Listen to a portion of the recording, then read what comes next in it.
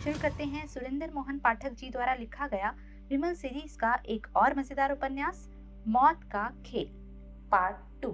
100 के 2 नोट अभी भी मेरे हाथ में थे। मैंने एक नोट वेटर की ट्रे में डाल दिया। वेटर सख्त हैरानी जाहिर करता हुआ वहां से विदा हो गया। युवती भी हैरानी से मेरा मुंह देख रही थी। कोई खास मजबूरी ना हो, मैं धीरे से बोला, तो एटिकेट का यही तकाजा है कि बिल मर्द अदा करे। वाह, वह बोली। उसके स्वर में स्पष्ट मजाक का पुट था। मुझे बुरा नहीं लगा। वेटर 97 रुपए वापस ले आया। मैंने सारे नोट उठा लिए। उसे टिप देने का मेरा कतई इरादा नहीं था। बिल अदा करना और बात थी, वेटर को टिप देना और बात थी।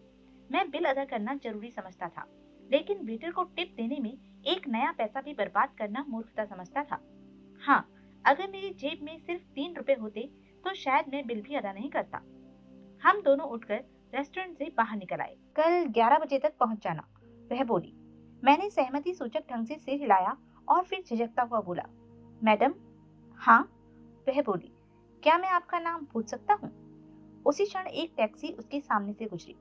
उसने टैक्सी को रुकने का संकेत किया। टैक्सी फुटपाथ के साथ लगकर रुक गई। ड्राइवर ने बाहर निकलकर टैक्सी का पिछला दरवाजा खोल दिया। लेडी शांता गोकुलदास, वह टैक्सी में बैठती हुई बोली। टैक्सी ड्राइवर ने बड़ी मुस्तैदी से टैक्सी का दरवाजा बंद किया, टैक्सी का मीटर डाउन किया और फिर ड्राइविंग सीट पर जा बैठा। अगले ही क्षण टैक्सी यह जा वह जा। मैं भुचक्का सा तब तक फुटपाथ पर खड़ा रहा जब तक टैक्सी मेरी निगाहों से ओझल नहीं हो गई। मैंने बाएं हाथ से चश्मा उतारकर उसी हाथ से अपनी आंखों को रगड़ा और फिर चश्मा नाक पर टिकाकर विक्टोरिया टर्मिनल स्टेशन की ओर बढ़ा। जिस गुजराती ने मुझे 2 रुपए दिए थे, वह बुकिंग के सामने लाइन में खड़ा था और भट्टी पर चढ़े तेल की तरह उबल रहा था। उसके पीछे लाइन में 3 आदमी और आ बैठे थे। कहाँ मर गए थे? मुझे देखते ही वह झल्लाकर बोला, खाना खाने पूना गए थे? मैं ठाठ से उसके सामने जा खड़ा हुआ। मेरा पेट भरा हुआ था। मेरी जेब में 197 रुपए थे। मेरी नौकरी पक्की हो चुकी थी, इसलिए अब मुझे 2 रुपए की खातिर सारी रात बुकिंग की लाइन में खड़े होने की जरूरत नहीं थी। मैंने जेब से 2 रुपए निकाले, बाएं हाथ में उसका दायां हाथ दबोचा और उसकी हथेली पर 2 रुपए ठोकता हुआ बोला, अपुन से तुम्हारा काम नहीं होने का सेठ। अपुन का भेजा नहीं फिरेरा है जो 2 रुपए में इधर 9 घंटे का ड्यूटी मारेगा। गुजराती का गुस्सा काफूर की तरह उड़ गया। वह हक्का बक्का सा मेरा मुंह देखने लगा। अपना रोकड़ा चौकस करो, मैं बोला। तुम तुम वही आदमी हो? वह हैरानी से बोला, जो थोड़ी देर पहले। हाँ हाँ, अपुन वही आदमी है। किसी का पॉकेट मारा है क्या? काहे को खाली पीली बोलता है रे? बोला ना, अपन को तुम्हारा काम नहीं करने का, बस खल्लास। और जो मेरा इतना टाइम बर्बाद कर दिया तुमने? वह फिर क्रोधित स्वर में बोला, टेम का 1 रुपया और लो।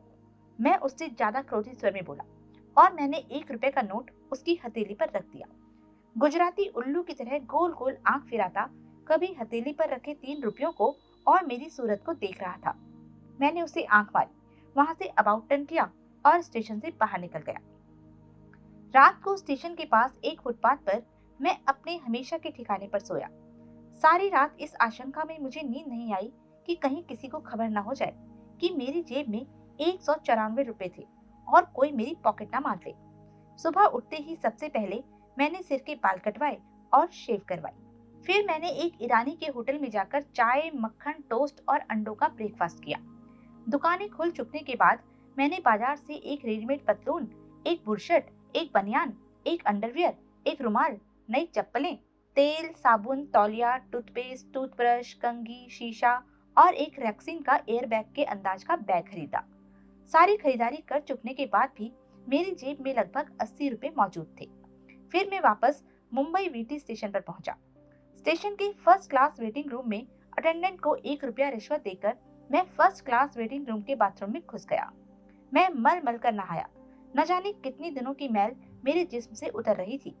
अंत में मैं नए कपड़े पहनकर और बाकी का सामान एयर बैग में डालकर बाहर निकल आया। वेटिंग रूम के एक खंबे के साथ एक आदमकद शीशा लगा हुआ था। मैंने उसमें अपनी सूरत देखी तो खुद मुझे अपनी आंखों पर विश्वास नहीं हुआ।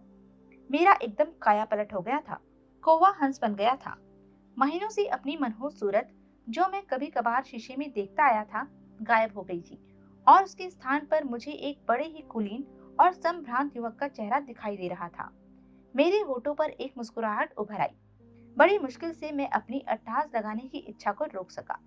एक मुद्दत के बाद मुझे महसूस हो रहा था कि इस संसार में मेरा भी कोई अस्तित्व था। मेरा जी चाह रहा था कि मैं जोर जोर से गाऊं और झूम झूम कर नाचूं। वेटिंग रूम का अटेंडेंट भी चौंधियाया सा मुझे देख रहा था। सलाम साहब, वह मुझे ठोक कर सलाम मारता हुआ बोला। मैं और खुश हो गया, और क्योंकि मैं खुश हो गया था इसलिए मैंने उसे 1 रुपया और दे दिया।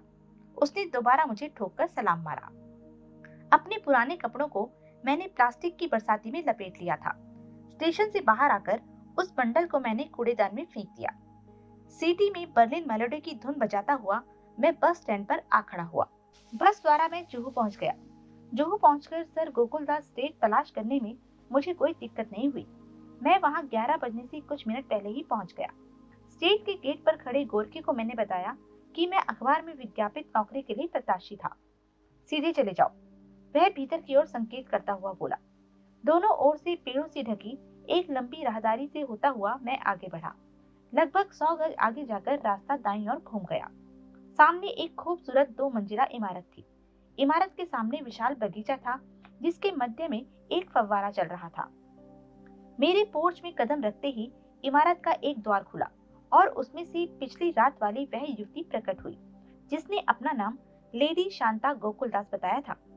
मैं लपक कर आगे बढ़ा और उसके सामने जा खड़ा हुआ। मैंने हाथ जोड़कर उसका अभिवादन किया।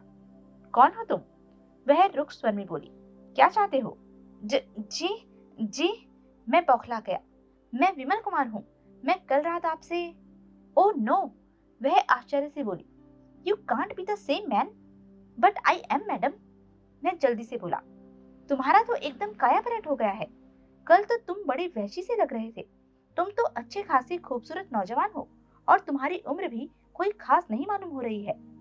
मैं 28 साल का हूँ। कल तो तुम मुझे 45 से कम नहीं लग रहे थे। मैं मुस्कुराया। बगल के कमरे में बैठ जाओ। वह दाईं ओर के एक कमरे की ओर संकेत करती हुई बोली। वहां नौकरी के लिए आए प्रत्याशी बैठे हैं। और वह आगे बढ़ गई। मैं बगल के कमरे में प्रविष्ट हो गया। वहां हर उम्र के कम से कम 20 आदमी मौजूद थे, जिनमें से 3-4 स्थाना भाव के कारण खड़े थे। लोगों की उपेक्षा भरी निगाहों का शिकार बनता मैं भी एक कोने में जा खड़ा हुआ। लगभग 5 मिनट बाद एक मोटी ताजी क्रिश्चियन औरत के साथ उस कमरे में शांता प्रकट हुई। सब लोग उठकर खड़े हो गए। शांता की निगाहें बारी बारी सबके चेहरों पर फिरने लगी। सबको एक बार पलक चुकने के बाद उसकी निगाहें फिर मुझ पर आकर टिक गई। उसने मेरी ओर संकेत करके क्रिश्चियन औरत को कुछ कहा। क्रिश्चियन औरत की पैनी निगाहें कुछ क्षण मुझे सिर से पैर तक घूरती रही। फिर वो कर्कश स्वर में बोली, ए, तुम इधर आओ। मैं बोला, हाँ तुम, बहरे हो क्या? मैं लपक कर लोगों की भीड़ से अलग होकर उसके सामने आ खड़ा हुआ। क्या नाम है तुम्हारा? उसने पूछा। विमल कुमार, मैं तत्परता से बोला। तुम? मार्था, शांता ने आवाज लगाई। ओके ओके मैडम, मार्था बोली और चुप हो गई। शांता ने मुझे अपने पीछे आने का संकेत किया और कमरे से बाहर निकल गई। मैं उसके पीछे हो लिया। वह मुझे इमारत के भीतर के एक अन्य कमरे में लाई। तुम्हारी नौकरी पक्की, वह बोली। Thank you very much madam, मैं कृतज्ञ स्वर में बोला। सिर्फ जबानी जमा खर्च मत करो, वह बोली। मेरा एहसान उतारने के तुम्हें आगे चलकर बहुत मौके मिलेंगे। मैं आपका मतलब नहीं समझा, मैं उलझनपूर्ण स्वर में बोला। वक्त आने दो, समझ जाओगे। उसी क्षण मार्था नाम की मोटी क्रिश्चियन औरत कमरे में प्रविष्ट हुई। यह आदमी ठीक है मैडम? उसने पूछा। ठीक है, शांता व्यस्त स्वर में बोली। बाकी आदमियों को चलता करो। ओके।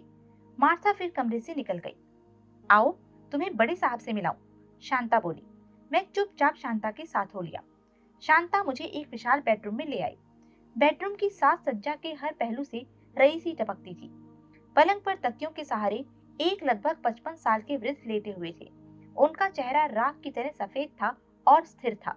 केवल उनके नेत्रों की ज्योति से अनुभव होता था कि वे सजीव प्राणी थे, मोम के पुतले नहीं। मैं और शांता पलंग के पांव की ओर आ खड़े हुए। सर गोकुलदास, शांता बोली, मेरे पति। मैंने दोनों हाथ जोड़कर उन्हें नमस्कार किया। सर गोकुलदास की उदासीन निगाहें मेरे चेहरे से टकराई और शून्य में कहीं टिक गई। डार्लिंग, शांता मधुर स्वर में बोली, बास्को की जगह नया आदमी रखा है। इसका नाम विमल कुमार है और यह पढ़ा लिखा और समझदार नौजवान है। मुझे विश्वास है बास्को के मुकाबले में विमल कुमार डॉक्टर कश्यप को भी पसंद आएगा। फ्रिज के चेहरे पर कोई भाव नहीं आया। उसी क्षण बगल का एक दरवाजा खुला और एक नर्स की पोशाक पहने हुए युवती ने बेडरूम में कदम रखा। यह नर्स एलिस है, शांता बोली। मैंने नर्स को हाथ जोड़कर नमस्कार किया। मेरे अभिवादन की स्वीकृति में नर्स होठों में कुछ बुदबुदाई, जिसका एक भी अक्षर मेरी समझ में नहीं आया। मुझे यह तक मालूम नहीं हुआ कि वह कौन सी भाषा में बोली थी। नर्स एलिस एक साधारण शक्ल सूरत की और साधारण कद काट की लगभग 25 साल की युवती थी और न जाने क्यों बड़ी अभिमान भरी मालूम हो रही थी। एलिस, शांता बोली, यह आज बॉस्को की जगह नया आदमी रखा गया है। तब तक नर्स पलंग के समीप आ चुकी थी। क्या नाम है तुम्हारा? वह यूं बोली जैसे कि मैं उसका निजी नौकर रखा गया था। विमल कुमार मैडम, मैं शिष्ट स्वर में बोला। हर काम ठीक से जिम्मेदारी से करना, वरना टिक नहीं पाओगे यहाँ। डॉक्टर कश्यप बहुत सख्त आदमी हैं, तुम्हारी एक भी गलती माफ नहीं करेंगे। बॉस्को को उन्होंने खड़े पैर नौकरी से निकलवा दिया था। मैं हर काम बहुत ईमानदारी से और दिल लगाकर करूंगा मैडम, मैं बोला। गुड, नर्स बोली। आओ, शांता मुझसे बोली। मैं वृद्ध और नर्स का फिर से अभिवादन करके शांता के साथ बेडरूम से बाहर निकल आया। मार्था उसी ओर आ रही थी। शांता ने मुझे मार्था के हवाले कर दिया। मार्था मुझे किचन में ले आई। वह उस विशाल इमारत के अनुरूप एक विशाल किचन थी, जिसके एक कोने में लोहे की मेज और 2 कुर्सियां पड़ी थी। किचन इमारत के एकदम सिरे पर थी, जबकि सर गोकुलदास का बेडरूम इमारत के पिछवाड़े में था, जिसकी खिड़की से बाहर लहरें मारता हुआ समुद्र साफ दिखाई देता था। मार्था के संकेत पर मैं एक कुर्सी पर बैठ गया। मार्था मेरे सामने दूसरी कुर्सी पर बैठ गई। किचन में एक नौकर काम कर रहा था। चाय लाओ, मार्था अधिकारपूर्ण स्वर में बोली। अभी लाया, नौकर बोला। मैं यहाँ हाउसकीपर हूँ, मार्था गर्वपूर्ण स्वर में बोली। उत्तर में मुंह से मैं कुछ नहीं बोला, लेकिन सूरत से मैंने प्रभावित दिखाई देने का पूरा प्रयत्न किया। तुम्हारी तनख्वाह 200 रुपए महीना होगी, मार्था बोली, और तुम्हें खाना पीना और रहने की जगह मुफ्त मिलेगी। तुम्हारा क्वार्टर स्ट्रीट के कोने में बने गैरेजों के ऊपर है। अभी मैं तुम्हें वह जगह दिखा दूंगी। थैंक यू, नौकर चाय और बिस्कुट दे गया। मैडम, मैं झिझकता हुआ बोला, अगर बुरा न मानो तो 1-2 बातें मैं भी पूछ लूं? पूछो। बड़े साहब को बीमारी क्या है? सर गोकुलदास, मार्था के चेहरे पर करुणा और वेदना के भाव उभर आए। लगभग 4 साल पहले एक मोटर एक्सीडेंट के शिकार हो गए थे। उनके सारे जिस्म को लकवा मार गया है। न वे खुद हिल सकते हैं और न बोल सकते हैं। पिछले 4 सालों से वे यूं ही बिस्तर पर पड़े हैं, बिस्तर से व्हीलचेयर पर और व्हीलचेयर से बिस्तर पर। बस यही जिंदगी रह गई है बेचारों की। डॉक्टर क्या कहता है? डॉक्टर कश्यप बहुत काबिल डॉक्टर है और बड़े साहब का पुराना दोस्त है। वह कहता है कि वह ठीक नहीं हो सकते। बेचारों की जिंदगी एक कच्चे धागे के सहारे लटकी हुई है। वे किसी भी क्षण इस दुनिया से कूच कर सकते हैं। 4 साल तो बिस्तर पर पड़े हो गए हैं और कब तक जीवित रह पाएंगे वे? मैंने देखा कि सर गोकुलदास के उस संदर्भ में जिक्र ने मार्था की आंखें तर कर दी थी। शायद मार्था की कठोरता केवल दिखावे की थी, भीतर से शायद वह बहुत सहृदय औरत थी। मैं चुपचाप चाय पीता रहा। मेरा काम क्या है? थोड़ी देर बाद मैंने पूछा। मुख्यतः तुम्हारा काम है बड़े साहब की देखभाल में नर्स एलिस की मदद करना, मार्था बोली। जैसे उन्हें बिस्तर से उठाकर व्हील चेयर पर बिठाना, व्हील चेयर से उठाकर बिस्तर पर लेटाना। और इसे तुम मामूली काम मत समझो, इस काम में बड़ी सावधानी की जरूरत है। डॉक्टर कश्यप का कहना है कि तनिक भी अप्रत्याशित झटका लगने से सर गोकुलदास की जान जा सकती है। पैरालिसिस की वजह से उनका दिल भी बहुत कमजोर हो गया है। और क्या काम करना होगा मुझे? और तुम्हें उनकी व्हील चेयर को पीछे से चलाते हुए कभी कभार उन्हें समुद्र की सैर करवा कर लाना होगा। और तुम्हें उनको उनकी पसंद की पुस्तकें पढ़कर सुनानी होंगी। इसके अलावा कभी कभी तुम्हें ड्राइवर की ड्यूटी भी देनी होगी। स्टेट में 4 कारें हैं, लेकिन एक भी मुश्किल से इस्तेमाल होती है। सिर्फ शांता मेम साहब कहीं आती जाती हैं और वे या तो टैक्सी बुलवा लेती हैं और या कार खुद चलाती हैं। वैसे कार खुद चलाने से वे परहेज ही रखती हैं। वे कहती हैं कि जब से बड़े साहब का एक्सीडेंट हुआ है, उन्हें कार ड्राइव करने में दहशत महसूस होने लगी है। स्वाभाविक भी है, जबकि एक एक्सीडेंट का भयंकर अंजाम सामने हो। तुम अच्छे ड्राइवर हो? जी हाँ। फिर शायद तुम्हें कभी कभार शांता मेम साहब की कार ड्राइव करनी पड़े। मोटर बोट चलाना जानते हो? कभी चलाई नहीं। कार चलानी आती है तो जल्दी ही सीख जाओगे। एक बात और बताइए, क्या बॉस्को कौन था? बॉस्को की जगह ही तो तुम रखे गए हो। वह एक भद्दा सा लंबा चौड़ा गोवानी था जो सारा दिन लॉन में बैठा चार मीनार की सिगरेट पीता रहता था। साला हलकट, कोई काम सलीके से नहीं करता था। उसकी लापरवाही ने एक बार तो बड़े साहब को मार ही डाला था। क्या हुआ था? बॉस को उन्हें व्हील चेयर से उठाकर कुर्सी पर लिटाने लगा था कि एकाएक उनका शरीर उसके हाथ से फिसल गया था। वह तो नर्स एलिस पास खड़ी थी और उसने असाधारण फुर्ती और तत्परता का परिचय देकर बड़े साहब को संभाल लिया था, वरना उस दिन साहब, भगवान न करे, परलोक सिधार गए होते। उनका शरीर तो शीशे से भी नाजुक है, जमीन पर गिरा नहीं और चकनाचूर हुआ नहीं। शाम को जब डॉक्टर कश्यप को उस घटना का पता लगा तो उन्होंने उसी क्षण बॉस्को को निकाल बाहर किया था। मैं ऐसी अप्रिय घटना नहीं होने दूंगा, मैं दृढ़ स्वर में बोला। तुमसे मुझे यही उम्मीद है। तुम शक्ल से ही मुझे भले लगते हो। बॉस्को को तो कोई मील भर से देख ले तो पहचान ले कि वह चोर और उठाई गिरा है। ऐसे आदमी को यहाँ रख कैसे लिया गया? आदमी की जरूरत थी, शांता मेम साहब कहीं से पकड़ लाई थी। बॉस्को की वजह से ही तो इस बार अखबार में इश्तेहार दिया गया था और तुम्हें इतने आदमियों में से चुना गया था। मैं मन ही मन सोचने लगा, अगर मार्था को मालूम हो जाए कि इस बार भी जो आदमी रखा गया था वह शांता मेम साहब द्वारा ही पकड़कर लाया गया था तो उसे कैसा लगेगा। मार्था की निगाहों में शांता ने मेरी सूरत पहले कभी नहीं देखी थी और मैं कई प्रत्याशियों में से बड़ी सावधानी से चुना गया था। साहब का कोई बाल बच्चा नहीं है? एक लड़की है, माधुरी नाम है, लगभग 16 साल की है। वह नैनीताल में शेरवुड कॉलेज में पढ़ती है, छुट्टियों में आती है, अब कुछ ही दिनों में आने वाली है। शांता मेम साहब की तो इतनी उम्र मालूम नहीं होती कि उनकी 16 साल की लड़की भी हो। माधुरी शांता मेम साहब की लड़की नहीं है, माधुरी साहब की पहली बीवी से है। साहब की पहली बीवी माधुरी को 6 साल का छोड़कर मर गई थी। साहब ने माधुरी को तभी पढ़ाई के लिए नैनीताल भेज दिया था। शांता मेम साहब से तो साहब ने एक्सीडेंट से सिर्फ 1 साल पहले शादी की थी। दोनों की उम्र में तो बहुत फर्क है। कोई खास फर्क नहीं, साहब अभी केवल 50 साल के हैं। मुझे तो उनकी उम्र ज्यादा मालूम होती है। वे 50 साल के ही हैं। बीमारी की वजह से ऐसा लगता है। अब जिसमें जान कहाँ रह गई है। जब उन्होंने शांता मेम साहब से ब्याह किया था उस समय वे 45 के थे, लेकिन इतनी अच्छी सेहत थी कि 40 से भी कम के मालूम होते थे। वैसे भी 45 की उम्र में तो आम आदमी दूसरी शादी कर लेता है और शांता मेम साहब उस वक्त 25 साल की थी। मैं चुप हो गया। आओ तुम्हें तुम्हारा क्वार्टर दिखाऊं, मार्था अपने स्थान से उठती हुई बोली। मैं भी उठ खड़ा हुआ। वह मुझे इमारत से बाहर ले गई। बगीचे के पार स्टेट की सड़क की ओर के कोने पर वह इमारत थी जिसके नीचे 4 गैरेज थे और ऊपर 2 कमरों का सेट था जो कि गोकुलदास स्टेट में मेरा निवास स्थान बनने वाला था। तुम्हारे क्वार्टर में यह घंटी लगी है, मार्था कमरे के स्विच बोर्ड पर लगी घंटी की ओर संकेत करते हुए बोली। इस घंटी का पुश बटन नर्स एलिस के कमरे में लगा हुआ है। इस घंटे के बजने का अर्थ होगा कि नर्स एलिस को तुम्हारी जरूरत है। घंटी बजते ही तुम्हें फौरन नर्स के पास पहुंचना होगा। समझ गए? समझ गया। मैं जाती हूँ।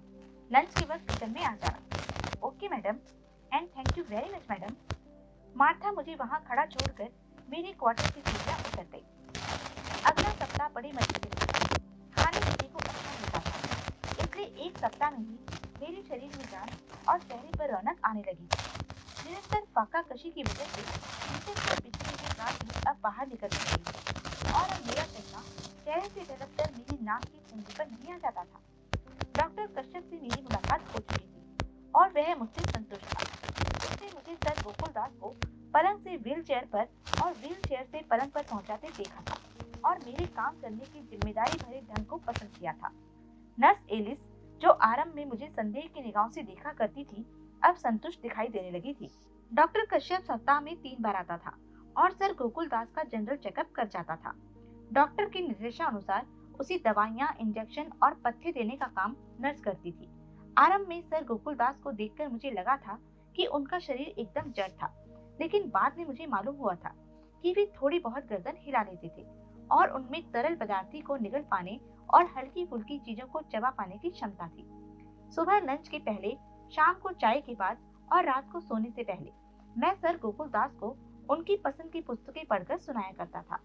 एक सप्ताह में यह काम करते रहने के बाद मुझे इतना तजुर्बा हो गया था कि मैं उनके नेत्रों में झांककर ही पहचान सकूं कि कौन सी किताब उन्हें बोर करती है और कब वे किताब सुनने के मूड में नहीं होते थे।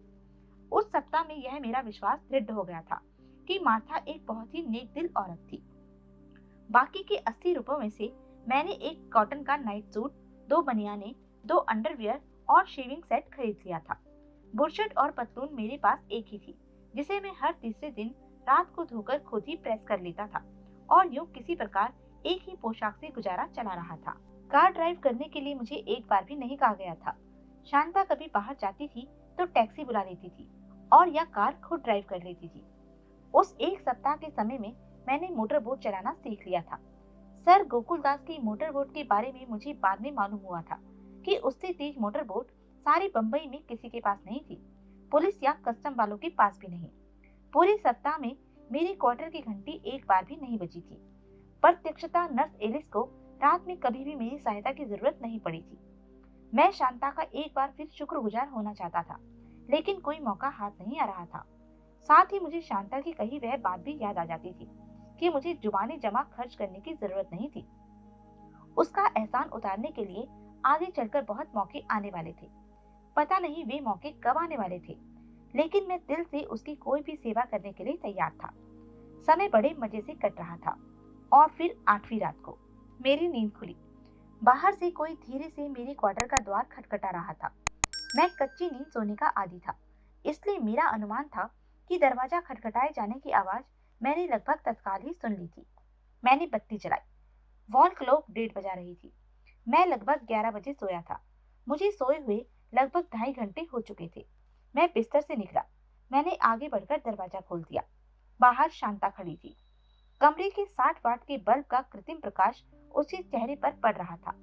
पीले प्रकाश में उसका चेहरा बेहद पीला लग रहा था। वह अपने शरीर के साथ कसकर एक रेशमी गाउन लपेटे हुई थी और वह सूरज से बेहद भयभीत दिखाई दे रही थी। आप? मेरे मुंह से निकला। मैंने आंखें मिचमिचाकर अपने नेत्रों से नींद भगाने की कोशिश की और दोबारा उसकी ओर देखा। नहीं, मैं ख्वाब नहीं देख रहा था। वह शांता ही थी। वह मेरी बगल से होती हुई भीतर घुस आई और जाकर मेरे पलंग के समीप खड़ी हो गई। दरवाजा बंद कर दो, वह कंपित स्वर में बोली। मैं यंत्र चालित सा आगे बढ़ा और मैंने दरवाजा बंद कर दिया। क्या बात हो गई मैडम? मैं चिंतित स्वर में बोला। आप बहुत घबराई हुई लग रही हैं। मैं वह पूर्वतः कंपित स्वर में बोली। माँ, मुझे एक गिलास पानी पिलाओ। मैं झपट कर किचन में गया और पानी ले आया। शांता गटागट पानी पी गई। उसने खाली गिलास मुझे थमा दिया। वह भयभीत थी और अपने से बेखबर थी। किसी अज्ञात भावना से प्रेरित होकर मैं आगे बढ़ा और मैंने उसका हाथ थाम लिया। अगले ही क्षण वह मेरे आलिंगन में थी। मैं बौखला गया। मैंने पीछे हटना चाहा। उसका शरीर लता की तरह मेरे शरीर से लिपट गया। उसके नेत्र बंद थे और वह होठों में बुदबुदा रही थी। विमल, विमल, मुझे डर लग रहा है। लेकिन हुआ क्या है मैडम? आप क्यों डर रही हैं? मैं उसे अपने शरीर से अलग करने का उपक्रम करता हुआ बोला। उसका शरीर एक बार कांपा, एक बार कसकर मेरे शरीर के साथ चिपका और फिर मुझसे अलग हो गया। वह पलंग पर जा बैठी और हाँफने लगी। मुझे लगा कि वह धीरे धीरे स्वयं को नियंत्रित कर रही थी। मैं हक्का बक्का सा उसके सामने खड़ा रहा। थोड़ी देर बाद उसने सिर उठाया और अपने चारों ओर देखा। मैं कहाँ हूँ? वह बोली। मेरे क्वार्टर में, मैंने जल्दी से उत्तर दिया। हाँ, तुम्हारे क्वार्टर में। मैं खुद ही तो यहाँ आई थी। फिर उसका ध्यान अपने खुले गाउन की ओर गया। उसके चेहरे पर शर्म की लाली दौड़ गई। उसने गाउन को अच्छी तरह अपने शरीर के गिर्द लपेट लिया। अब वह अपने होशो हवास में दिखाई दे रही थी। सॉरी, वह होठों में बुदबुदाई। क्या हो गया था मैडम? वह धीरे से बोली। मैंने एक बहुत बुरा सपना देखा था।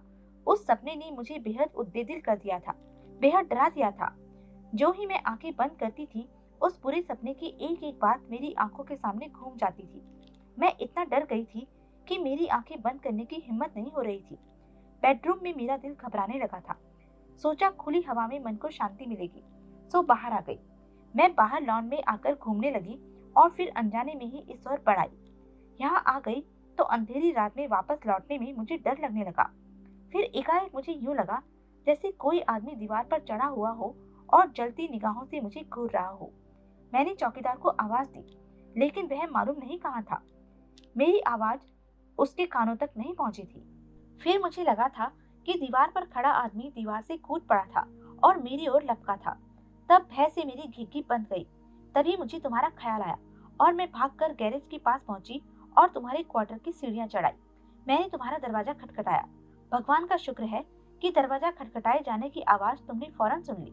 अगर तुमने फौरन दरवाजा न खोल दिया तो वह आदमी जरूर मेरे पीछे आकर मुझे दबोच लेता। वह चुप हो गई। वह हाँफने लगी। आपको वहम हुआ है मैडम, मैं सांत्वनापूर्ण स्वर में बोला। आपके पीछे कोई आदमी नहीं भाग रहा था। आप सपने से डर गई हैं और उसी सपने की वजह से और कुछ अंधेरी रात की वजह से आपकी कल्पना शक्ति प्रबल हो उठी है। लेकिन मैंने अपनी आंखों से उस आदमी को दीवार से कूदते देखा था।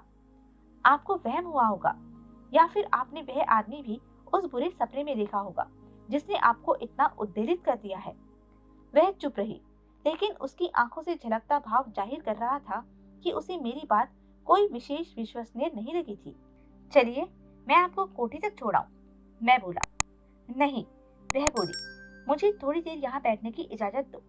जरूर बैठिए, मैं अनिश्चित स्वर में बोला। घर आपका है मालकिन? उसे मालकिन के नाम से मैंने जानबूझकर संबोधित किया था ताकि उसे याद आ जाता कि वह इतनी रात गए एक नौकर के क्वार्टर में बैठी थी। तब तक मैं अपने को व्यवस्थित कर चुका था और धीरे धीरे मुझे यह अनुभव होने लगा था कि इतनी रात गए सर गोकुलदास की जवान बीवी का मेरे क्वार्टर में देखा जाना मेरे लिए और उसके लिए भी कितना खतरनाक साबित हो सकता था। वह पलंग पर बैठी गहरी सांसें लेती रही। हे भगवान, कुछ क्षण बाद वह बोली, कैसा भयानक सपना था वह? क्या देखा था आपने सपने में? उत्सुकतावश मेरे मुंह से अपने आप निकल गया।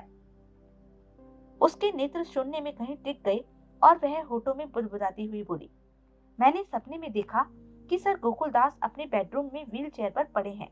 बेडरूम में मेरे अतिरिक्त डॉक्टर कश्यप और नर्स एलिस भी मौजूद है। डॉक्टर ने तुम्हें साहब को व्हील चेयर से उठाकर पलंग पर लेटा देने का आदेश दिया। तुम और नर्स एलिस आगे बढ़े। नर्स एलिस ने साहब की टांगे पकड़ी। तुमने उन्हें कंधों से थामा और व्हील चेयर से उठा लिया। तुम और नर्स एलिस उनके शरीर को उठाए पलंग की ओर बढ़े। उसी क्षण व्हील चेयर के पायदान से तुम्हारा पांव उलझा और तुम लड़खड़ा गए। डॉक्टर कश्यप चिल्लाया, मैं तुम्हारी ओर लपकी। इससे पहले कि कोई कुछ कर पाता, साहब के शरीर से तुम्हारी पकड़ छूट गई और उनका सिर फर्श से जा टकराया। साहब की टांगे अभी भी नर्स एलिस के हाथ में थी। डॉक्टर कश्यप साहब की ओर लपके, लेकिन साहब के प्राण पखेरु उड़ गए थे। वह चुप हो गई। उसका चेहरा आवेग से तमतमा रहा था और फिर वह जोर जोर से हाँफने लगी थी। लेकिन मैडम, मैं सांत्वनापूर्ण स्वर में बोला, वह केवल एक सपना था। हकीकत में ऐसा कुछ नहीं होगा। हकीकत में ऐसा कभी नहीं होगा। मुझसे वैसी असावधानी हरगिज नहीं होगी जो आपने सपने में देखी है। लेकिन कभी कभी सपने सच भी तो हो जाते हैं। यह सपना सच नहीं होगा, मैं दृढ़ स्वर में बोला। असावधानी ना सही, दुर्घटना तो हो ही सकती है। मैं ऐसी दुर्घटना कभी नहीं होने दूंगा। वैसे तुमने कभी सोचा है कि अगर ऐसी दुर्घटना वास्तव में हो जाए तो वह साहब पर एक भारी उपकार होगा? जी, मैं उलझनपूर्ण स्वर में बोला। पिछले 4 साल से सर गोकुलदास नर्क जैसी जिंदगी जी रहे हैं। पिछले 4 साल से उनकी जिंदगी एक कच्चे धागे के सहारे लटकी हुई है जो कभी भी टूट सकता है। लेकिन शायद ऊपर वाला चाहता है कि अभी वे और यातना सहें। मिस्टर, उन्होंने 4 साल की अपाहिज जिंदगी एक भारी सजा के तौर पर जी है और आगे भी तब तक जीवित रहेंगे, एक भारी सजा ही भुगतेंगे। सर गोकुलदास बहुत तकलीफ में है मिस्टर। उनकी गति इसी में है कि अब उन्हें इस नरकीय जीवन से मुक्ति मिल जाए। इंसान क्या कर सकता है? मैं दार्शनिक भाव से बोला, जो भगवान की इच्छा होगी वह होगा। कभी कभी इंसान को भी भगवान की इच्छा को कार्य रूप में परिणत करना पड़ता है। मैं एकाएक बेहद गंभीर हो उठा।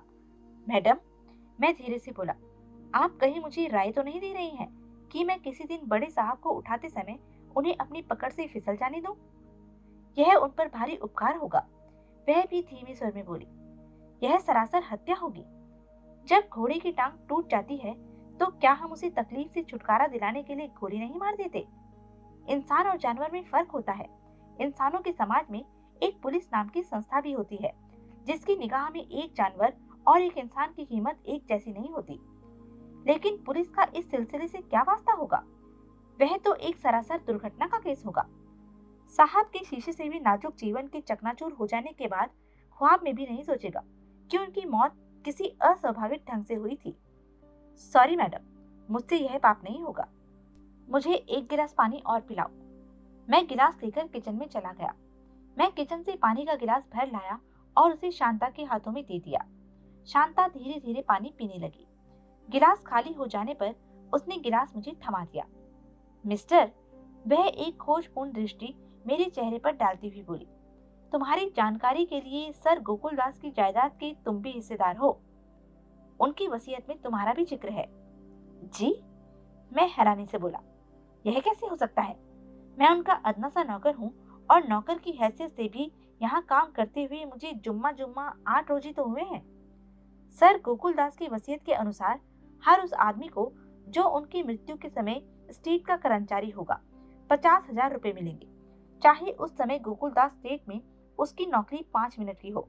कुछ समझ में आया? यानी कि अगर भगवान न करे आज सर गोकुलदास की मृत्यु हो जाए तो मैं 50,000 रुपए की मोटी रकम का मालिक बन जाऊंगा। करेक्ट, बल्कि तुम लखपति बन जाओगे। मुझसे अपने पति का दुख नहीं देखा जाता। अगर उन्हें वर्तमान नर्क जैसी जिंदगी से तुम्हारी वजह से निजात मिल जाए तो मैं तुम्हें अपने हिस्से में से 50,000 रुपए और दूंगी। आपका हिस्सा? हाँ, साहब की मृत्यु के बाद उनकी 1 करोड़ रुपए की संपत्ति मुझ में और उनकी बेटी माधुरी में आधी आधी बांटी जाने वाली है। ओह मिस्टर, जरा सोचो, कल तक तुम भूखे नंगे बेघर बेदर गंदे गटर में कुलबुलाते हुए कीड़े से भी गई गुजरी जिंदगी जीने वाले इंसान थे और आने वाले कल में तुम लखपति बन सकते हो। और तुम्हें बताने की जरूरत नहीं कि आज दुनिया में प्रतिष्ठा और सम्मान का हकदार केवल पैसे वाला ही बन सकता है।